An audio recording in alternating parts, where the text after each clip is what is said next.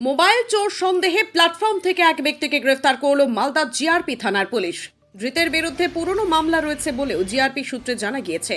ধৃতকে আজ মালদা জেলা আদালতে পেশ করা হয়েছে। ধৃত যুবকের নাম অজয় বড়ুই, বয়স 20, বাড়ি বর্ধমানের সীতারামপুরে। জিআরপি থানা সূত্রে জানা গিয়েছে, চলন্ত ট্রেন ও প্ল্যাটফর্ম থেকে একাধিক মোবাইল চুরির অভিযোগ ওঠে।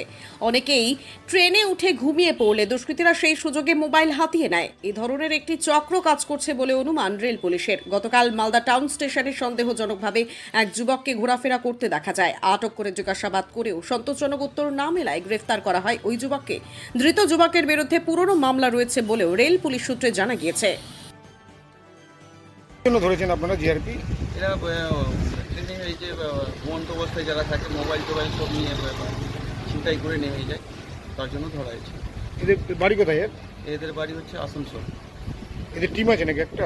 অনেক টিম আছে এদের।